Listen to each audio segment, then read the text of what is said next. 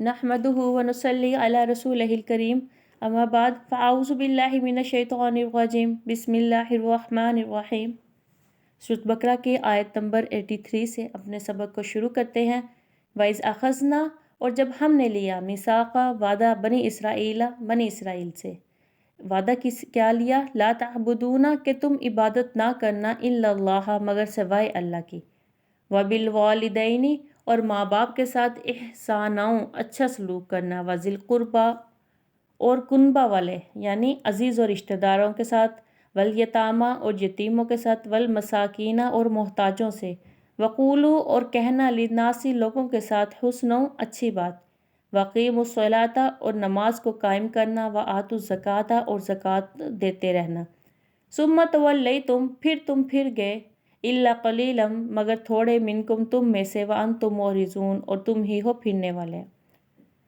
اللہ تعالیٰ فرماتے ہیں وہ زمانہ یاد کرو جب لیا ہم نے توریت میں قول و قرار بنی اسرائیل سے کہ عبادت مت کرنا سوائے اللہ کی، ماں باپ کی اچھی طرح خدمت گزاری کرنا، اور اہل قرابت کی بھی، اور بے باپ کے بچے یعنی یتیموں کی، غریبوں اور محتاجوں کی، اور عام لوگوں سے جب کوئی بات کہنا تو اچھی طرح خوش خلقی سے کہنا، اور پابندی رکھنا نماز کی، اور ادا کرتے رہنا زکوٰۃ۔ پھر تم قول و قرار کر کے اس سے مکر گئے، مگر سوائے چند کے، اور تمہاری تو معمولی عادت ہے، اقرار کر کے ہٹ جاتے ہو۔ چند وہ لوگ ہیں جو توریت کے پورے پابند رہے، توریت کے منسوخ ہونے سے قبل شریعت موسیہ کے پابند رہے۔ جب توریت منسوخ ہوگی تو شریعت محمدیہ کے تابع ہو گئے، جو اللہ تعالیٰ فرما رہے ہیں کہ ثم تولیتم الا قلیلا منکم، کہ تم میں سے پھر گئے مگر تھوڑے ہی،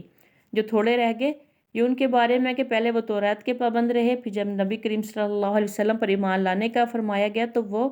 پھر آپ کے تابع ہو گئے۔ اس آیت سے معلوم ہوا کہ یہ احکام اسلام اور سابقہ شریعتوں میں مشترک ہیں۔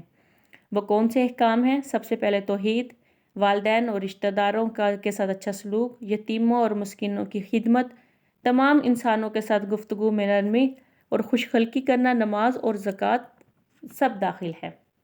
اچھا، قولوا للناس حسنا، لوگوں سے اچھی بات کرنا، اس سے کیا مراد ہے؟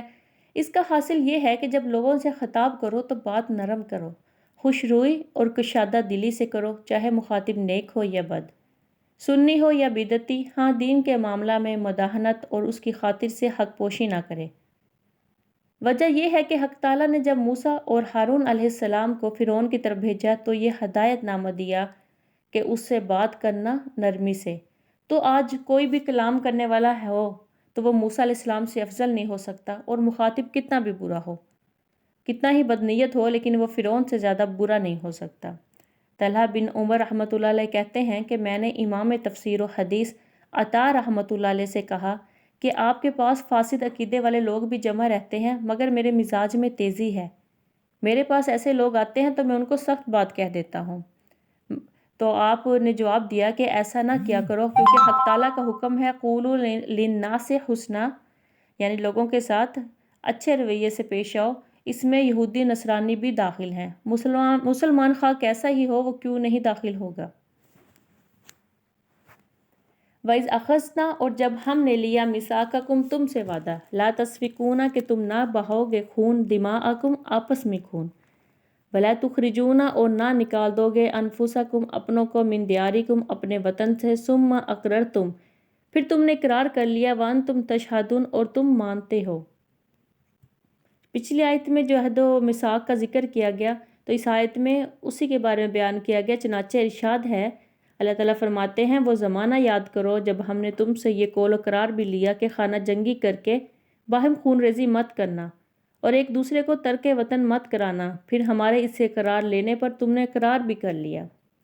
اور اقرار بھی ضمناً یعنی اشارتاً نہیں، بلکہ ایسا جیسے تم اس پر شہادت بھی دیتے ہو۔ آگے ترک وطن کرانے کی ممانعت کا مطلب یہ ہے کہ کسی کو اذیت یعنی تکلیف پہنچا کر اتنا تنگ مت کرنا کہ بیچارہ ترک وطن پر ہی مجبور ہو جائے۔ ثم انتم، پھر تم، ہؤلاء، وہ لوگ ہو، تقتلون، جو خون کرتے ہو، انفسکم، آپس میں، وتخرجون، اور نکال دیتے ہو، فریقاً، ایک گروہ کو، منکم، تم میں سے، من دیارہم، کہ ان کے وطنوں سے، تظاہرون، اور چڑھائی کرتے ہو، علیہم، ان پر، بالاسم، گناہ کے ساتھ، والعدوان، اور سرکشی کے ساتھ، وَإِن يَأْتُوكُمْ، اور تمہارے پاس آئیں اسارا قیدی تفادوہم تو تم ان کا فدیہ دیتے ہو، وہو محرم اور وہ حرام ہے علیکم تم پر اخراجہم ان کا ان کے وطن سے نکالنا۔ افتؤمنون تو کیا مانتے ہو ببعض الکتاب بعض کتاب کو، وتکفرون ببعض اور تم انکار کرتے ہو بعض کتاب کا۔ فما جزاؤ سو کوئی بدلہ نہیں، میں یفعل جو کوئی کرے ذالک ایسا منکم تم میں سے، الا مگر خزیون یہ رسوائی ہے فی الحیات دنیا دنیا کی زندگی میں، ویوم القیامت اور قیامت کے دن یردون پہنچائے جائیں گے الی اشد العذاب سخت عذاب کی طرف، وما اللہ اور اللہ تعالیٰ بغافل غافل نہیں ہیں عما تعملون اس چیز کے بارے میں جو تم کرتے ہو۔ اس کی خلاصہ تفسیر دیکھیں کہ اللہ تعالیٰ فرماتے ہیں پھر اس اقرار صریح کے بعد تم جیسے ہو یہ آنکھوں کے سامنے موجود ہے کہ باہم قتل و قتال بھی کرتے ہو اور ایک دوسرے کو ترک وطن بھی کراتے ہو، یعنی ایک دوسرے کو اس حد تک تنگ کرتے ہو کہ وہ وطن چھوڑنے پر مجبور ہو جاتے ہیں، اور ان اپنوں کے مقابلہ میں ان کے مخالف قوموں کی مدد کرتے ہو گناہ اور ظلم کے ساتھ۔ سو ان دونوں حکموں کو تو یوں غارت کیا، اور ایک تیسرا حکم جو سہل سا سمجھا اس پر عمل کرنے کو خوب تیار رہتے ہو۔ اگر ان لوگوں میں سے کوئی گرفتار ہو کر تم تک پہنچ جاتا ہے تو ایسوں کو کچھ خرچہ کرا کر رہا کرا دیتے ہو، حالانکہ یہ بات معلوم ہے تم کو کہ ان کا ترک وطن کرا دینا اور قتل تو اور بھی بدرجہ اولا نیز ممنوع ہے۔ اللہ تعالیٰ فرماتے ہیں کہ پہلے جو دو حکم تھے تم نے ان کو تو چھوڑ دیا، یعنی اول قتل کرنا اور دوم کیا تھا کہ اخراج یعنی ترک وطن نہ کرانا۔ سو اپنی قوم میں سے کسی کو قید و بند میں گرفتار دیکھتے تو روپیہ خرچ کر کے چھڑا دیتے، تو ان لوگوں نے پہلے جو دو حکم تھے ان کو تو چھوڑ دیا، تیسرے حکم کا اہتمام کرنے لگے۔ آگے سے عہدی شکنی پر ملامت و شکایت کے ساتھ ساتھ سزا کو بھی اللہ نے تصریح بیان فرمایا۔ بس یوں کہو کہ کتاب توریت کے بعض احکام پر تم ایمان رکھتے ہو اور بعض احکام پر ایمان نہیں رکھتے، تو اور کیا سزا ہونا چاہیے ایسے شخص کی جو تم لوگوں میں سے ایسی حرکت کرے، اس سوائے اس کے کہ دنیاوی زندگی میں بھی اور روز قیامت کو بھی بڑے سخت عذاب میں ڈال دیے جائیں گے، اور اللہ تعالیٰ کچھ بے خبر نہیں تمہارے اعمال سے جو کام تم کرتے ہو۔ اولئک الذین یہ وہی لوگ ہیں الذین اشتروا الحیات الدنیا نشترا جنہوں نے خرید لیا الحیات دنیا دنیا کی زندگی بالآخرات آخرت کے بدلے، فلا یخفف فلا سو ہرگز نہیں یخفف ہلکا ہوگا عنہم العذاب ان سے عذاب، ولا ہم اور نہ ان کو ینصرون مدد پہنچے گی۔ اور وجہ سزا ان کے لیے یہی ہے کہ وہ لوگ ہیں کہ انہوں نے احکام کی مخالفت کر کے دنیاوی زندگانی کے مزوں کو تو لے لیا، لیکن نجات آخرت جس کا ذریعہ اطاعت ہے، سو نہ تو سزا دینے والی کی طرف سے ان کی سزا میں کچھ تخفیف یعنی کمی کی جائے گی، اور نہ ہی کوئی وکیل یا دوست یا رشتہ دار ان کی طرفداری پیروی کر پائے گا۔ وَلَقَدْ آتَيْنَا اور بے شک ہم نے دی موسیٰ الکتاب موسیٰ علیہ السلام کو کتاب، وَقَفَّيْنَا اور وقفے سے بھیجے من بعدہ اس کے بعد برسول رسول، یعنی پے در پہ بھیجے ہم نے رسول، وآتینا اور ہم نے دیے عیسیٰ ابن مریم علیہ السلام کو البینات واضح نشانیاں واضح معجزے، وأیدناہ اور ہم نے قوت دی بروح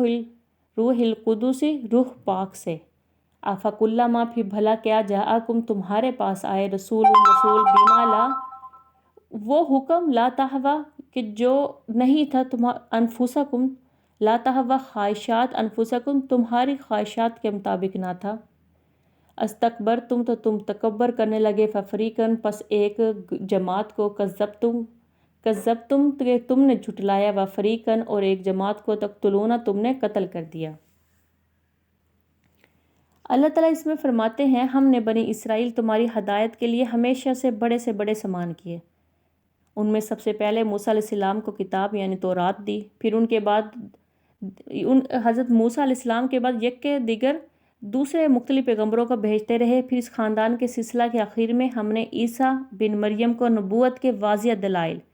یعنی انجیل اور معجزات عطا فرمائے، اور ہم نے ان کو روح القدس جبرائیل علیہ السلام سے جو تائید دی، سو الگ جو بجائے خود ایک واضح دلیل تھی۔ تو کیا تعجب کی بات نہیں کہ اس پر بھی تم سرکشی کرتے رہے، اور جب کبھی بھی کوئی پیغمبر تمہارے پاس ایسے احکام لائے جن کو تمہارا دل نہ چاہتا تھا، اور جب بھی تم نے ان پیغمبروں کی اطاعت سے تکبر کرنا شروع کیا، سو ان پیغمبروں میں سے بعض کو تو نعوذ باللہ تم نے جھوٹا بتایا اور بعض کو بے دھڑک قتل ہی کر دیا۔ اور یہاں پہ اچھا ذکر کر رہے ہیں بروح قدس، تو روح پاک، اس کا مطلب روح پاک، تو اس سے مراد کیا ہے؟ تو اس سے مراد حضرت جبرائیل علیہ السلام ہے، کیونکہ قرآن و حدیث میں کئی مقامات پر حضرت جبرائیل علیہ السلام کو روح القدس کہہ کر مخاطب کیا گیا۔ وقالو، اور وہ کہتے ہیں، قلوبنا، ہمارے دلوں پر غلف، غلاف ہے، بل لعنہم اللہ، بلکہ اللہ ان پر لعنت کرتا ہے، بکفرہم، ان کے کفر کے سبب، فقلیلاً، سو بہت تھوڑے ہیں، ما یؤمنون، جو ایمان لاتے ہیں۔ اچھا، وہ یہودی پھر تنزیہ طور پہ کہتے ہیں، جب اللہ تعالیٰ ان کے بارے میں سب فرما رہے تھے، وہ تنزیہ طور پہ کہتے ہیں کہ ہمارے قلوب ایسے محفوظ ہیں کہ اس میں مخالف مذہب کا جو اسلام ہے اثر ہی نہیں ہوتا۔ وہ اسلام کو مخالف مذہب کہتے ہیں کہ جو مخالف مذہب ہے ان کا تو ہم پر اثر ہی نہیں ہوتا، ہم تو اپنے مذہب پر خوب پختہ ہیں۔ حق تعالیٰ فرماتے ہیں کہ یہ محفوظی اور پختگی نہیں ہے، بلکہ ان کے کفر کے سبب ان پر خدا کی مار ہے کہ اسلام جو مذہب حق ہے اور سے نفور اور منسوخ مذہب پر وہ مصر ہیں، یعنی جو اس سے منسوخ ہے، پچھلا جو مذہب اللہ نے منسوخ کر دی کتابیں، یہ ان پر تو عمل کر رکھتے ہیں، ایمان رکھتے ہیں، لیکن اسلام جو ہمارا مذہب ہے اس پر ایمان نہیں رکھتے۔ بہت ہی تھوڑا سا ایمان ہے جو وہ اس پر رکھتے ہیں، اور تھوڑا ایمان مقبول نہیں، بس وہ کافر ہی ٹھہرے۔ اچھا، تھوڑا سا ایمان جو وہ رکھتے ہیں، اس سے کیا مراد ہے؟ اس سے مراد ان امور کی بات ہے جو ان کے مذہب اور اسلام میں مشترک ہیں،